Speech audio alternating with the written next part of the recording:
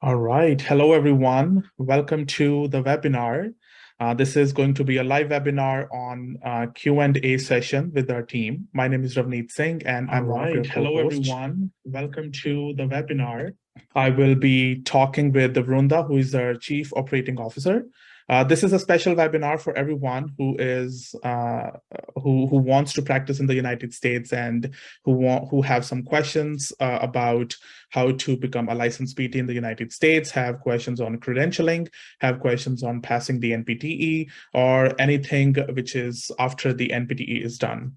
So official welcome everyone to this webinar. You have your chat box. Please try to type anything in the chat box so that we know you can communicate with us and we can start taking your questions. I'll hand it over to Vrunda, who will be hosting with me, and we'll go from there. Absolutely. Thank you, Ravneet, and welcome everyone. I think before I say anything else, I definitely want to start with a huge congratulations to everybody who passed their NPTE last week.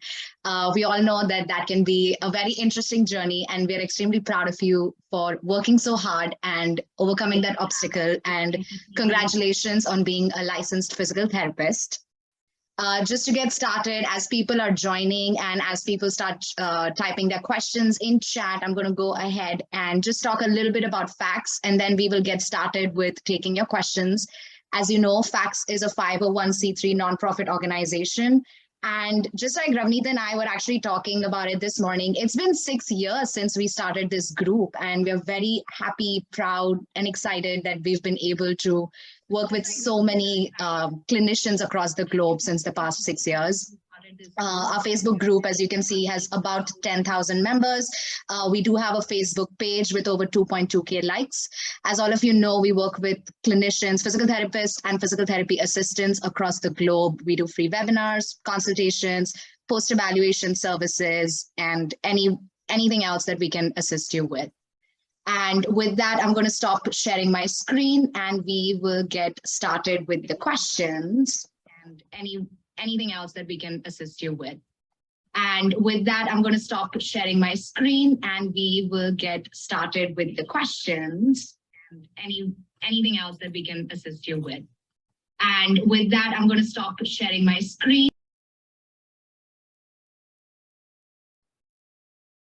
Okay, I think that's better.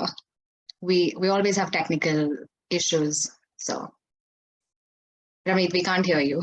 Yeah, sorry about that. I don't know where it was coming from. Okay, perfect. So let's start with our questions. I think we have our first question in the chat. How should be the average salary of you have 2 years experience in the US for Texas state? Vrunda, you want to answer this question? Sorry, go ahead. Can you repeat the question again? Did you say sure. What is It's about if you have 2 years of experience in Texas or in the United States, what should be the average salary? I think that's a fantastic question. And honestly, especially in the US, the salary depends on a lot of different factors. One, the state that you're working in. There are certain states where the standard of living is higher, so you'll get a higher pay, which can be upper 80s, upper 90s, right? Versus if you're living in a city where they already have a lot of physical therapists, then the pay is probably, or if the standard of living is not that high, then the pay is probably going to be in the 70s and the 80s. Another thing is if you work in a rural setting, if you work in home health, if you work in a skilled nursing facility, it is usually you actually get a higher pay. There are clinicians who make over 100,000 as well, versus usually if it is like an outpatient setting or something, it's around 80,000. So it really depends on a lot of different factors and which company you work for. But that's the estimate range. I think Bureau of Labor Statistics, the BLS website, also has a lot more information about that.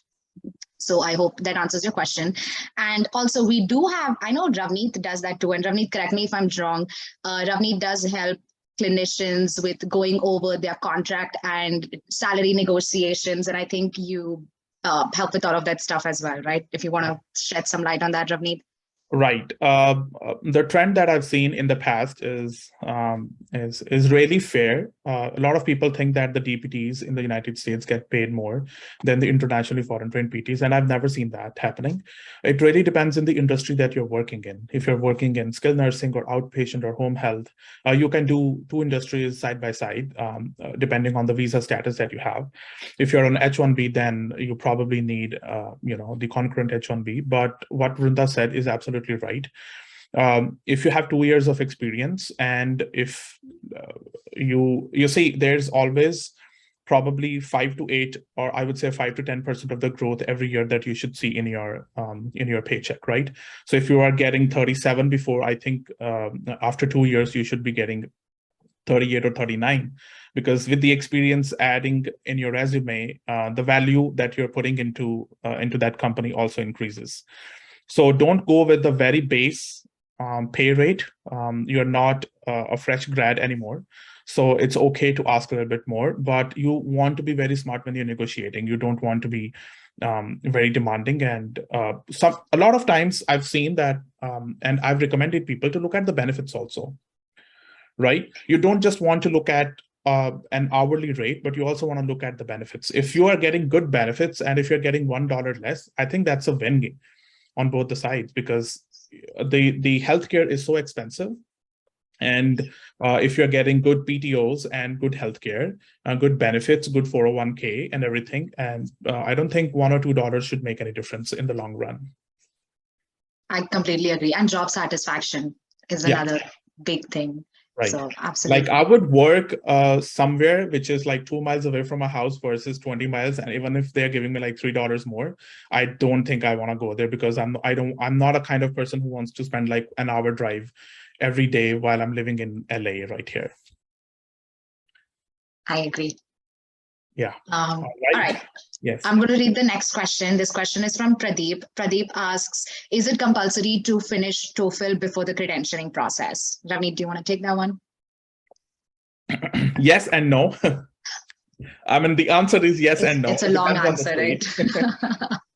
It's a very broad answer. Well, if you are going with the New York, you have a master's, probably you may not even have to take TOEFL, but if you want to practice in a state like California, you definitely need a TOEFL. Again, yes and no for California as well. If you want to go for PT exam, you may not have to take the TOEFL, but if you're going for PT exam, so you have to take the TOEFL. So my best suggestion to that person, Mr. Pradeep, is to take a consultation with one of our experts. You want to, let's say if you have 3 states in your mind that you want to practice or take the exam, you can discuss that thing with your consultant. Hey, can you please talk to me and give me details about these 3 states, because these are my 3 priority states, and whichever is cheapest for now, or I would say more convenient for you at this moment, you can just go with that state. I agree. And a lot of states actually waive TOEFL based on your education as well. For example, like there are states like California or Maryland, like if you have a US degree, or if you were educated in UK or any of the English speaking countries, right, they make some exceptions and they waive that TOEFL. But there are certain states like Texas that don't waive TOEFL. So even if you have a master's degree from the US, you're not going to be able to get TOEFL waived for those states. So it really depends on the state. But yeah, it's not mandatory to have TOEFL for all the states. It's a little bit more state specific. The next question is IELTS valid? Honestly, we do not recommend IELTS over TOEFL, because most of the states, not everybody accepts IELTS. And secondly, even for USCIS reasons, you will need TOEFL versus IELTS. So if you've not taken any of those exams, we would highly encourage you to go with TOEFL versus going for any other English test. I have a question from, sorry, go ahead. I wanted to add something in that, Vrunda. There's a huge myth out there that IELTS is easier than TOEFL, and I would want to tell that person, if you think IELTS is easier than TOEFL, it's not like that. Both of them are English proficiency exams. The pattern may be a little different, but they are not difficult or easier than each other. You just require a proper set of training. Don't try to change your strategies when you're reading about TOEFL. Buy an appropriate book from ETS, and that will help you to cover everything. So please don't make any assumptions that IELTS is going to be easier for anyone.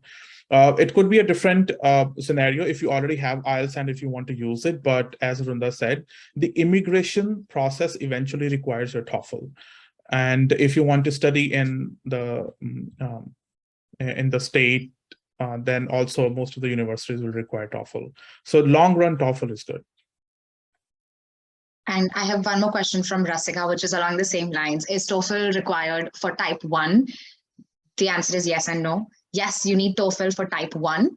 But if you, again, they do have these waivers and exceptions. Like if you have a degree from the US, UK, New Zealand, all of those countries, then they do waive TOEFL if you have a higher education degree. So if you don't have that, then yes, you will need type 1.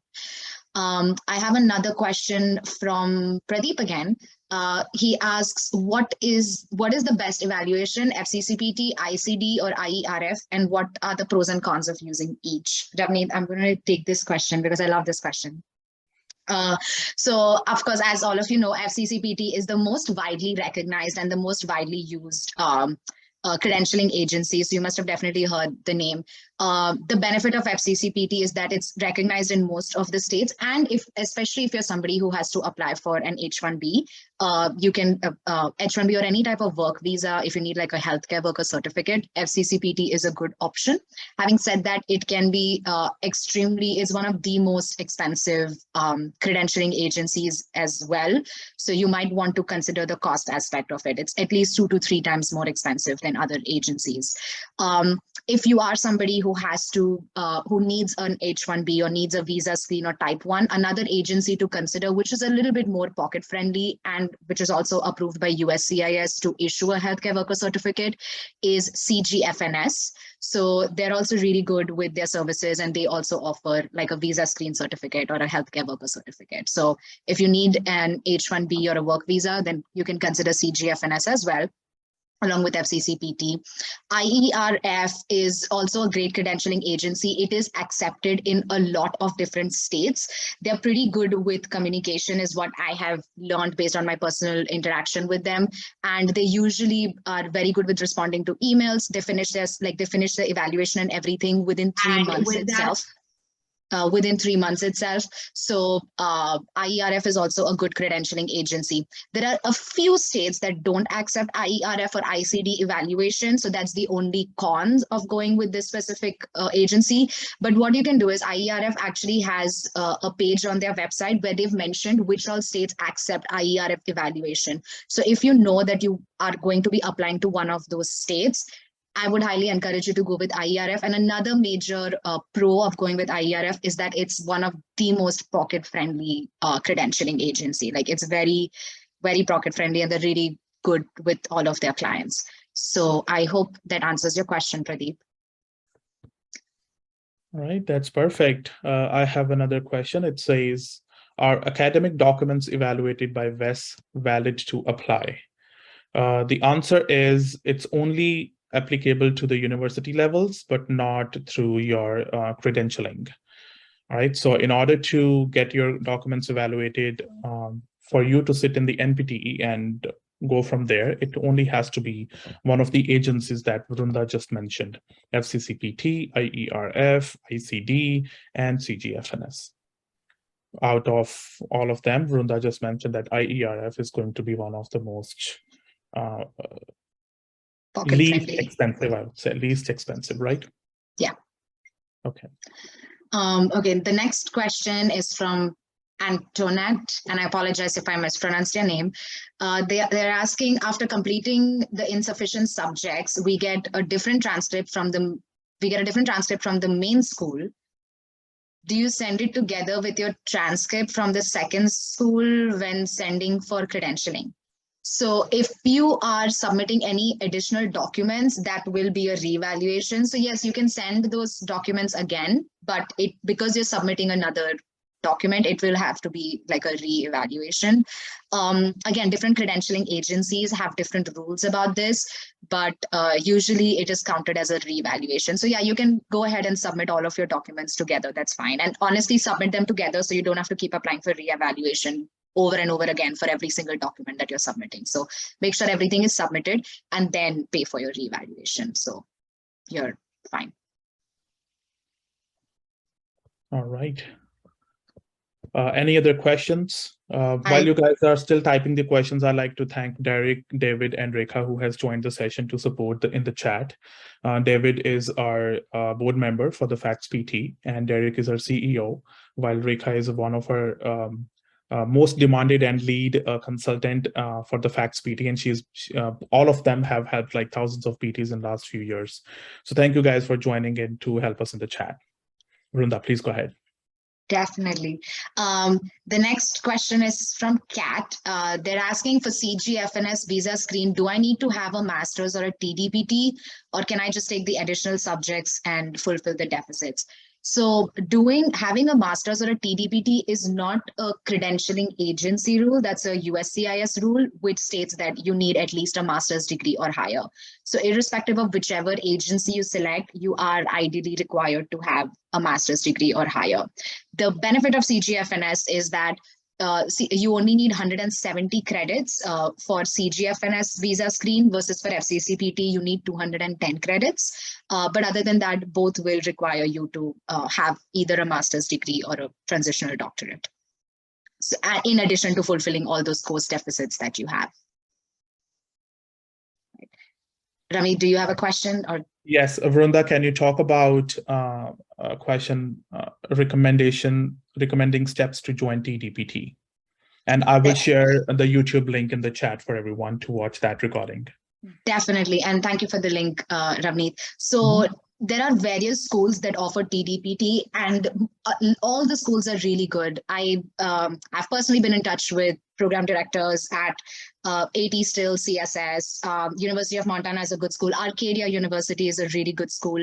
There are a lot of organizations that actually partner with them as well. I know if you go through Final Frontier, for example, you will get a discount with some of these schools. Or if you're just doing specific courses, then FACS can also help you get discounts for select non-degree courses.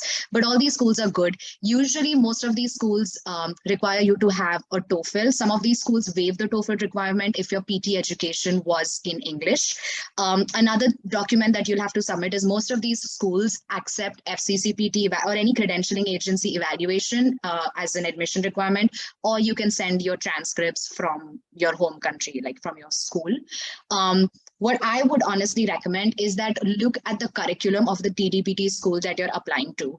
So say for example, you want to do a course on differential diagnosis. So go over the syllabus of all these schools, see if that course is covered or not. If all those universities offer us given course, then look at the fees, right? Look at how soon you can finish it or how long does it take.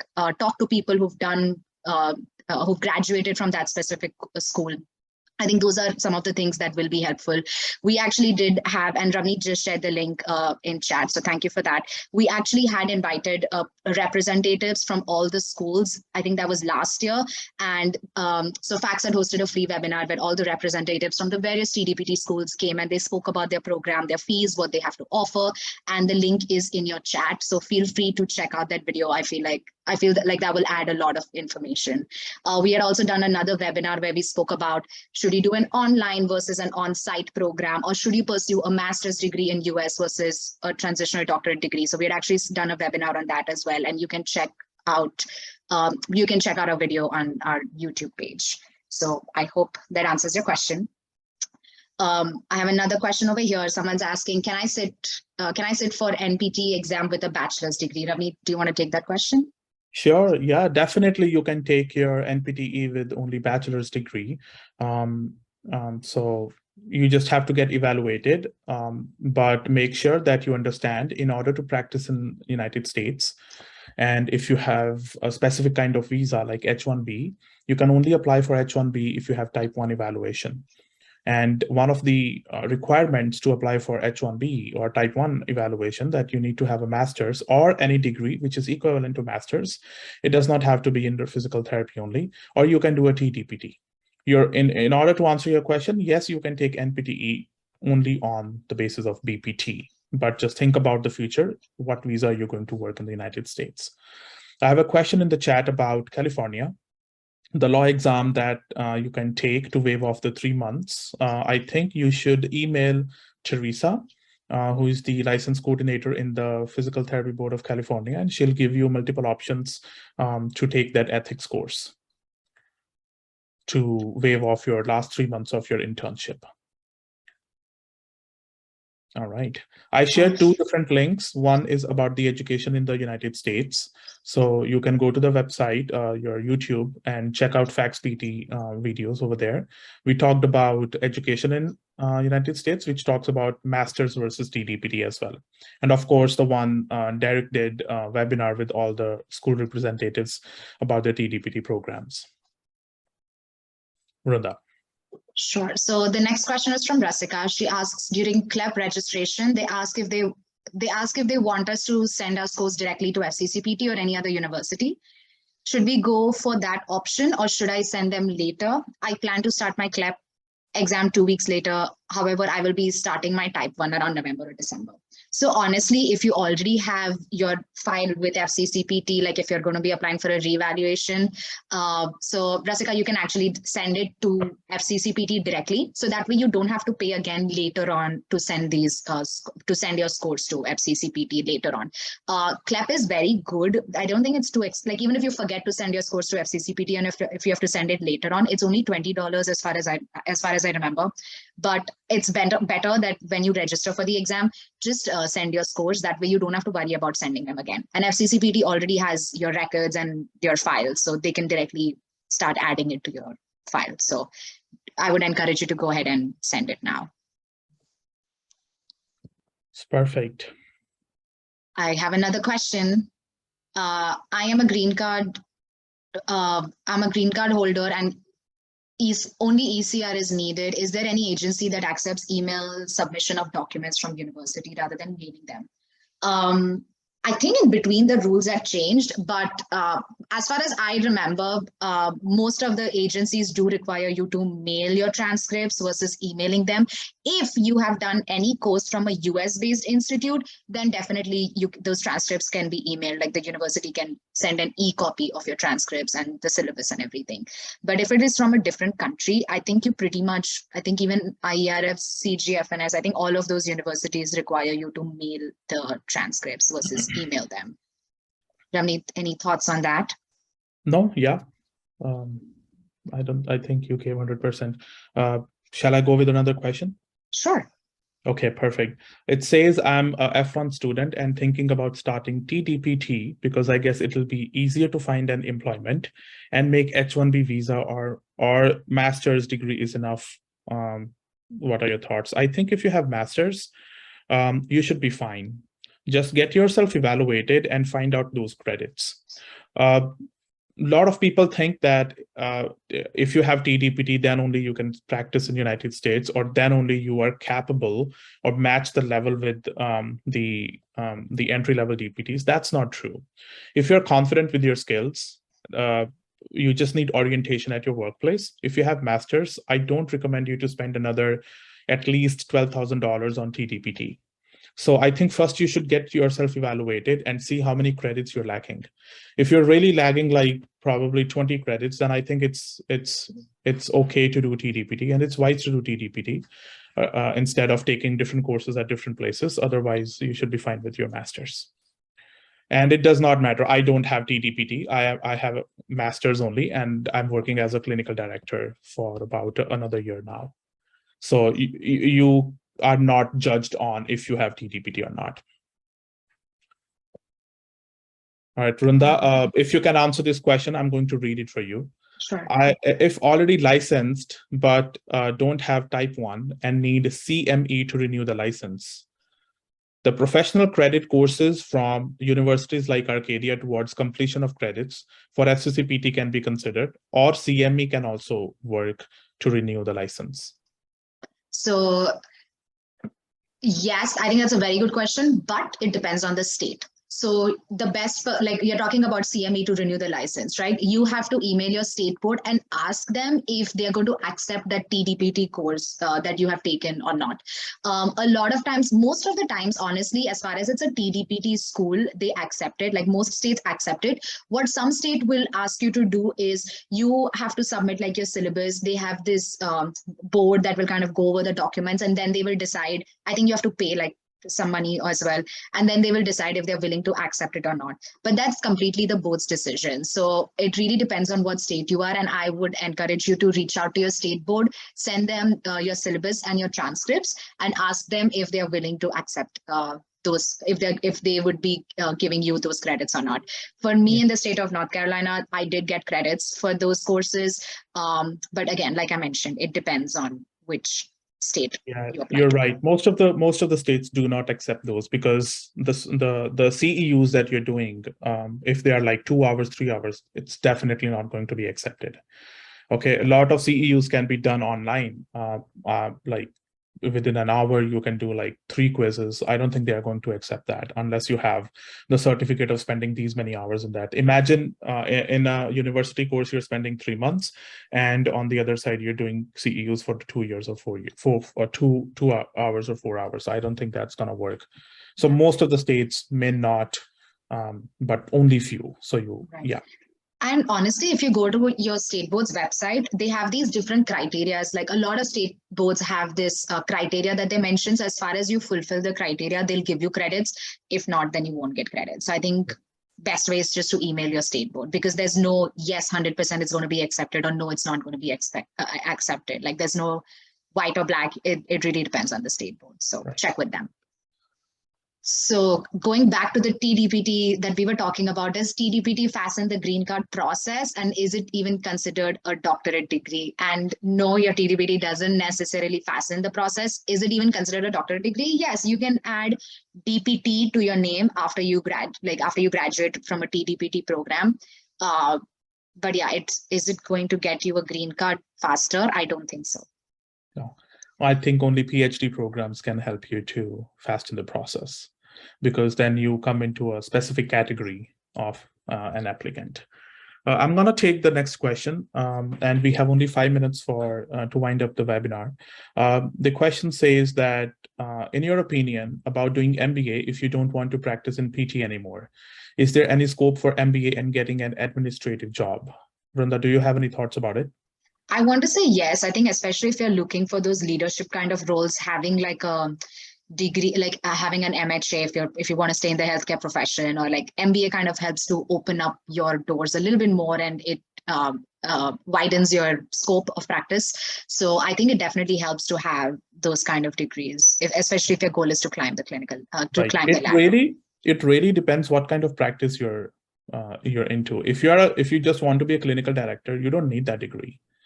You know, if you want to become administrator at a nursing facility, you again do not need that degree. You can just pass the license boards, and they don't require the BBA or MBA to pass those boards exams.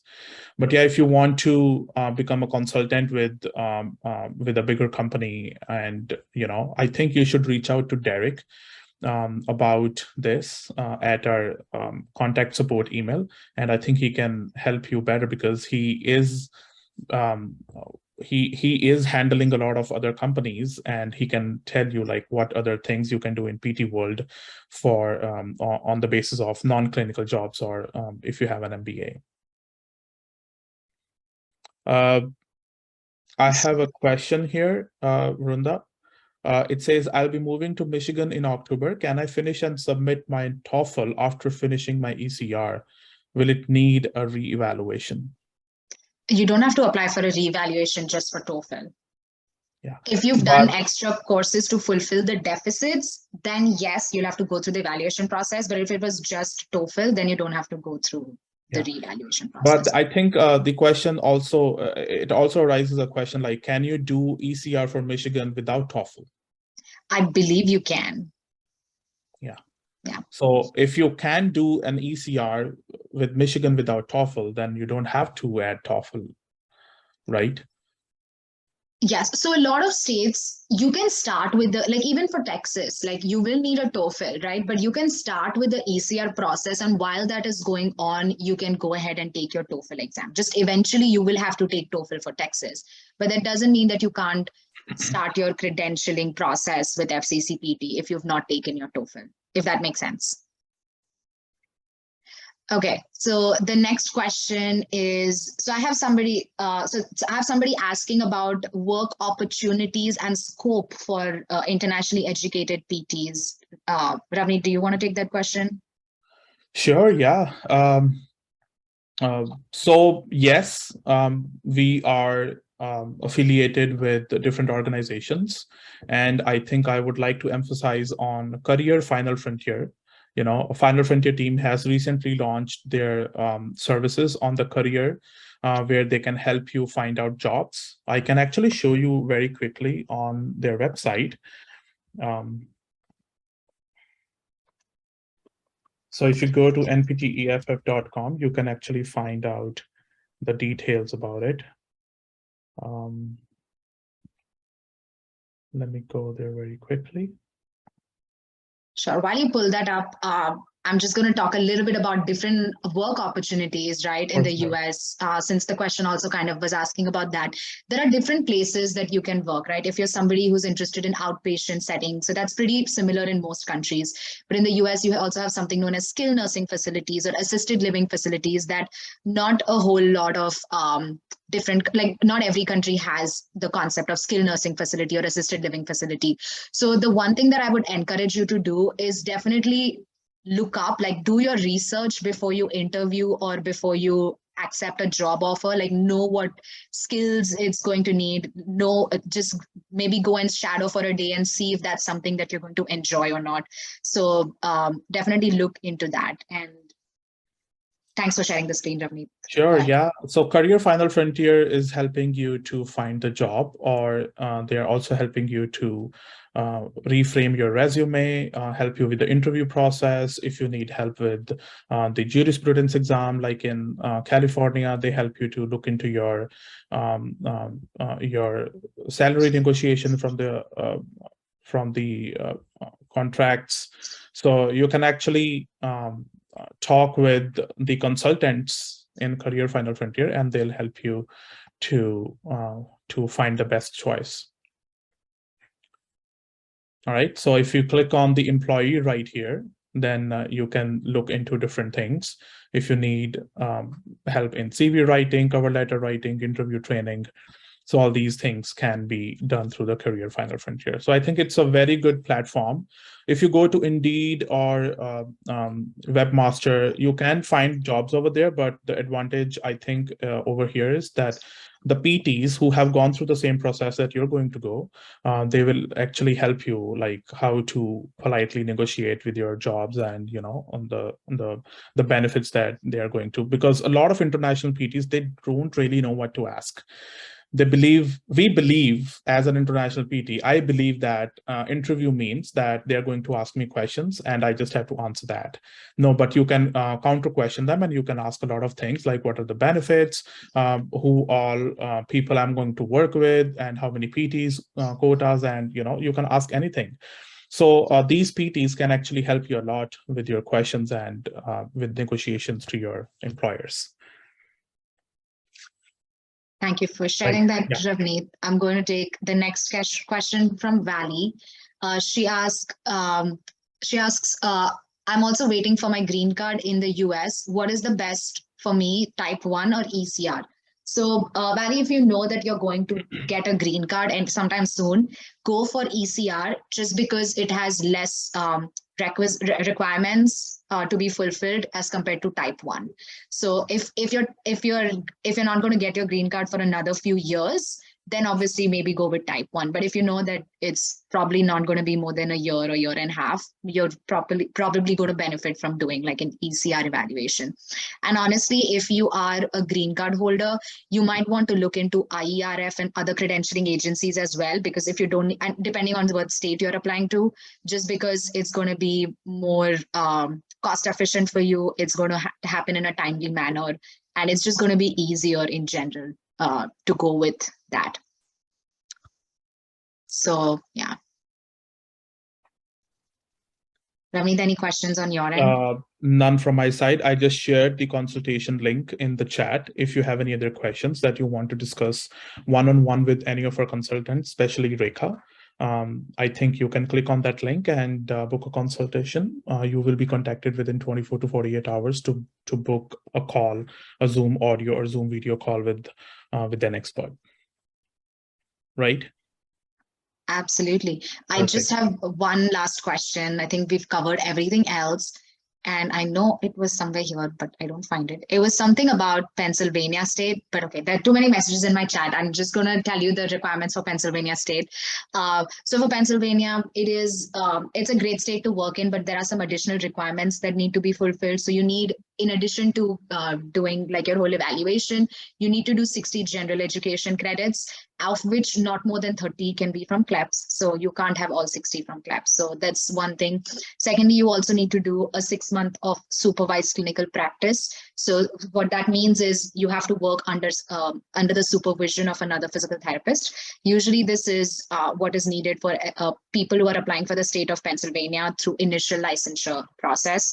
I think you also have to do a course, which was, I think it was child abuse, or there's a course which is mentioned on the website. So that's another course that you have to fulfill. But that course is not that difficult, but like the other two requirements are mandatory. And that's going to be the first step when it comes to getting licensed in the state of Pennsylvania. So yeah, I know it was something about Pennsylvania, but I hope that answers your question. And if you have any other question, just feel free to send us an email at contact@faxpt.org, or you can always reach out to one of our consultants as well, or message us on Facebook. And with that, it looks like everything is clear on my end, Ravneet. Yeah, everything is good on my end too. Thank you everyone again for joining us. I know usually we don't like to get up early on Sunday, well, at least on the Pacific side, but thank you everyone for joining in from different time zones. Derek, happy birthday, and thank you very much for joining us on your birthday. And David, thank you very much. Everyone, I wish you all good luck. And once again, congratulations on passing your NPTE. It's been a great journey. We've been doing the same kind of stuff for almost 6 years now. Actually, next month is going to be a 6-year anniversary for helping PT community and trying to make your journey a little easier than it was before. And let's just try to keep working together to get rid of those frustrations. Wish you all good luck and have a good day. Absolutely. And if you all have any suggestions, feedbacks, any other topics that you want us to present on, please feel free to send us an email or reach out. We're more than happy to consider and definitely do what you would like. So yeah, and thank you again for joining us this morning. Have a great rest of the day. Perfect. Goodbye, everyone. Bye.